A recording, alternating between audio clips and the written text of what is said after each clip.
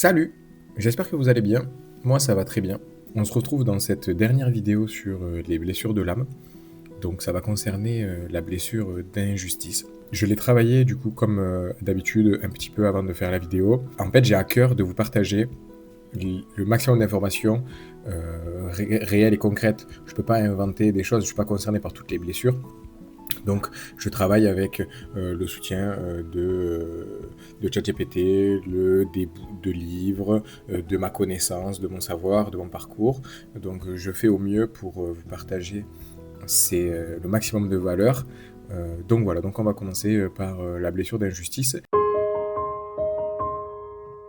La blessure d'injustice, elle apparaît souvent dans l'enfance quand une personne a eu le sentiment de ne pas être reconnue, de ne pas être traitée équitablement, de devoir être parfaite pour être aimée, ou de grandir dans un cadre froid, strict, exigeant, et où émotionnellement c'est fermé. L'enfant comprend alors que ses émotions n'ont pas leur place. Donc voilà, c'est beaucoup un enfant qui a le sentiment de ne pas pouvoir être là, de ne pas pouvoir être ce qu'il est. La blessure d'injustice donne souvent naissance à des adultes qui sont très exigeants avec eux-mêmes. Ils veulent bien faire, être irréprochables, être justes, être droits. Ils ont du mal avec l'erreur, l'échec, l'imperfection. Et donc, coupés de leurs émotions, ils rationalisent tout, ils minimisent leurs émotions, ils minimisent ce qu'ils ressentent. Ce n'est pas grave, j'en fais trop, j'exagère, ça vient sûrement de moi, il faut que je sois meilleur, il faut que je sois plus fort. Ces personnes-là, elles ont aussi besoin de rigidité et de cadre. En fait, ils vont avoir besoin de se fixer beaucoup de règles, ils vont avoir un fort besoin de contrôle et de structurer tout ce qu'ils vont faire. Ils vont avoir besoin de structure pour se sentir dans un cadre, pour se sentir... pour pas faire d'erreurs en fait, pour minimiser les erreurs. Et la plupart du temps, ils sont très durs avec eux-mêmes. Donc vraiment, ils vont être durs, ils vont très peu avoir le droit à l'erreur.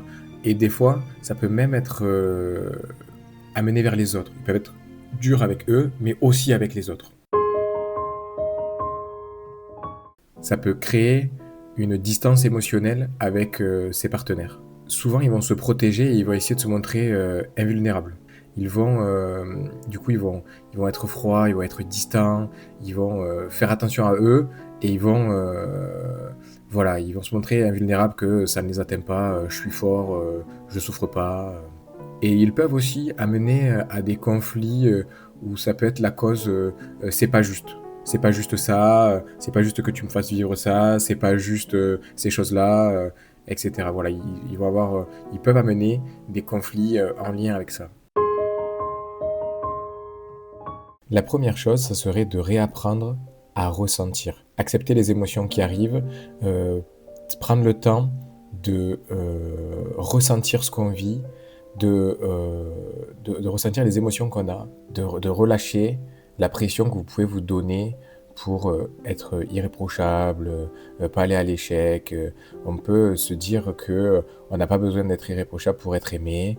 On peut, arrêter d'aller dans cette quête d'être parfait, d'être le meilleur.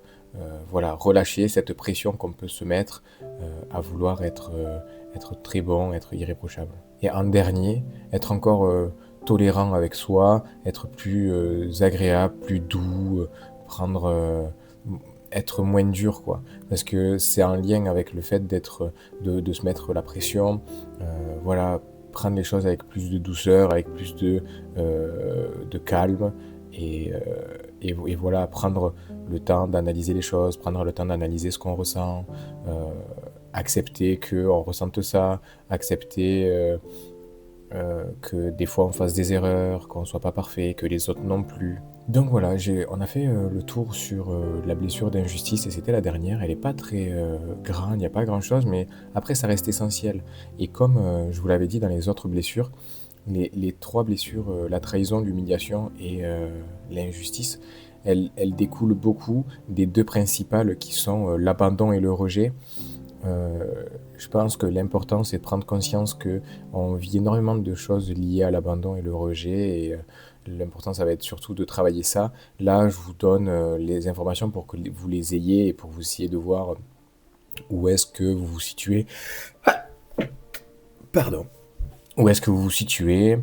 Où est-ce que ce par quoi vous êtes concerné? Essayez de prendre conscience ce qui peut être dur pour vous, les choses que vous traversez, le comportement que vous pouvez avoir.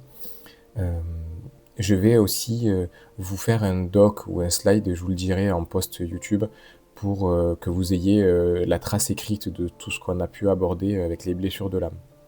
Sur, pour faire mon petit retour sur la blessure d'injustice, je me sens, je me sens relativement concerné au final par la blessure d'injustice et je l'ai été très jeune. Je l'ai été très jeune, j'étais toujours très dur avec moi dans le sport, dans mes relations, dans mon comportement. Le besoin de règles, de contrôle et de structure, ça, je pense que je l'ai encore. Est-ce que ce besoin d'être parfait, ce besoin d'être le meilleur, ce besoin de bien faire, de bien me comporter, etc., est-ce que ça viendrait pas de cette injustice de dire, voilà, je veux pas qu'on me reproche quoi que ce soit, ou je veux pas que les gens ils puissent dire quoi que ce soit sur moi. Euh, Aujourd'hui, je pense que j'ai pas de problème sur le jugement des autres, donc ça m'impacte pas, mais je pense que j'ai évolué dans ma vie avec cette manière de faire, et je pense que je l'ai gardée. Maintenant, je pense pas avoir de souffrance liée au fait que les gens puissent être injustes avec moi. J'avoue pouvoir écouter les gens me faire des remarques, des reproches ou des critiques sans que ça m'impacte énormément. Donc je pense que j'ai pas la blessure d'injustice, elle n'a pas un grand impact chez moi, mais je vois quand même que j'ai cette structure-là de contrôle et de règles que je me fixe. Et pareil, ce questionnement face à l'échec et l'erreur, c'est pas évident. J'ai une petite anecdote, la première fois où dans mon travail, enfin je travaille encore d'ailleurs, dans le nettoyage de voitures. Et la première fois où j'abîme une voiture, je me suis senti tellement mal. Parce qu'en fait, je me suis senti vulnérable. Je me suis dit, ça y est, on va pouvoir me faire plein de remarques. En plus, bah, dans le monde de l'automobile, je vous avoue que les collègues de travail ne m'ont pas manqué. Voilà, tout simplement, ils y sont allés bien comme il faut. J'ai pris des remarques dans tous les sens. Et moi, je me sentais super mal. Je me sentais très mal d'avoir abîmé la voiture.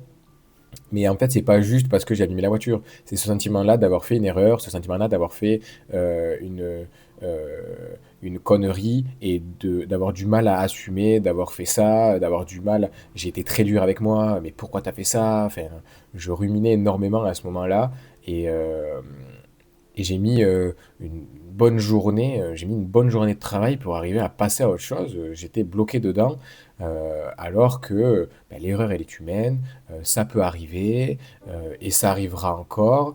Et voilà, donc j'avais du mal à accepter le fait de faire des erreurs. Aujourd'hui, je pense que je vais mieux avec ça, mais voilà, ça m'a fait un petit rappel à cette anecdote-là.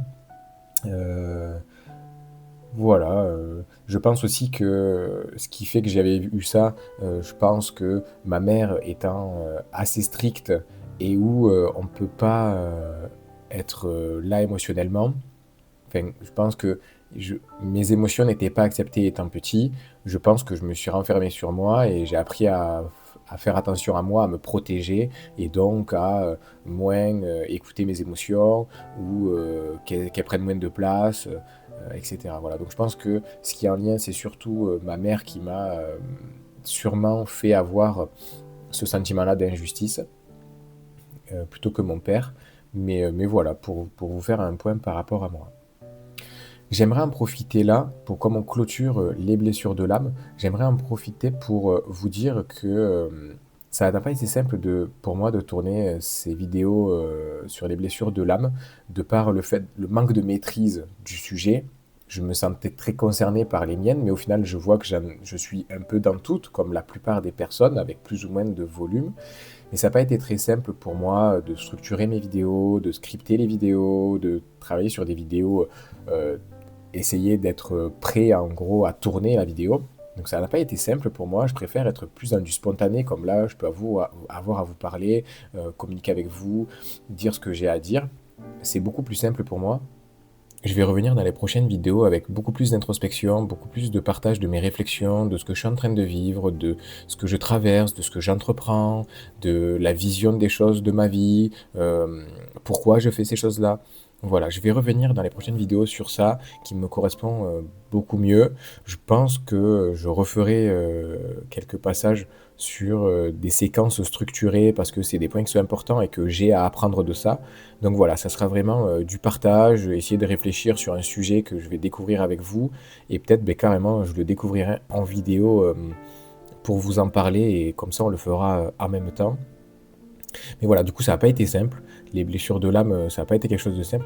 Et pourtant, ça m'a frustré parce que j'ai pas l'impression que c'est eu l'impact que, que j'aurais aimé qu'il y ait. Je trouve que les blessures de l'âme, c'est essentiel pour apprendre à se connaître, soi, mais aussi avoir avoir la compréhension de l'autre.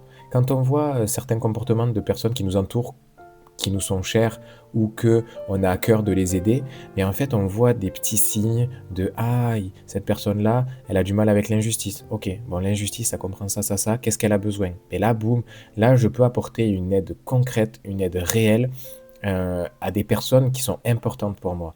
Et j'ai vraiment à cœur que vous compreniez ça parce que ça a vraiment aidé mes relations avec les autres et cette compréhension de l'humain.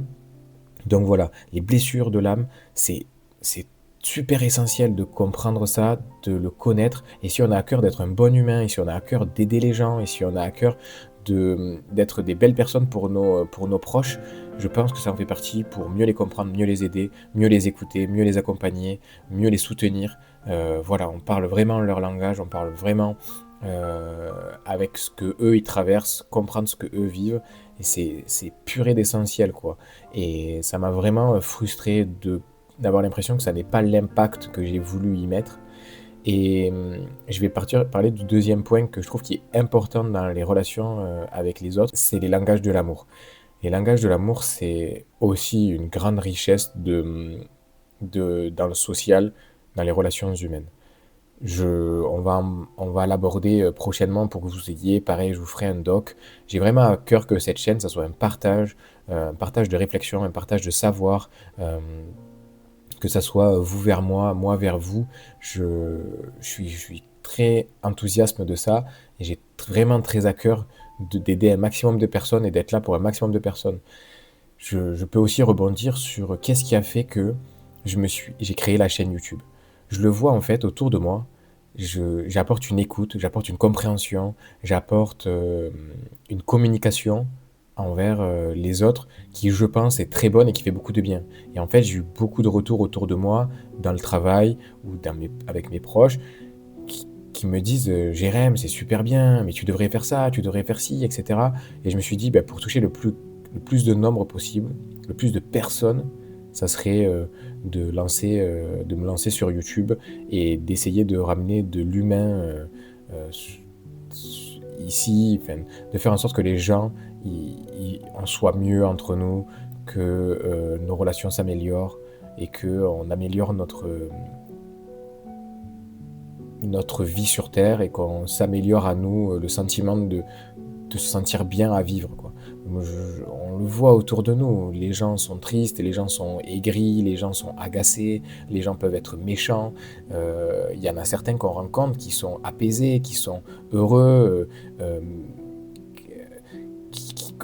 ils ont la joie. Mais même quelqu'un qui est heureux et qui a la joie, il peut passer par des phases où c'est compliqué parce que il est dérangé par certaines choses. Et est-ce que ça peut pas être de notre responsabilité de pouvoir les aiguiller, les pousser à la réflexion, les aider? Voilà. Je vous ai fait un petit retour, une petite introspection. Ça me plaît énormément de faire ça. Je vous remercie de m'avoir regardé si vous avez regardé jusque-là. Je vous dis à très bientôt. Prochaine vidéo, ma vision sur 2026. Passez une excellente journée, passez de bonnes fêtes. À bientôt. Ciao.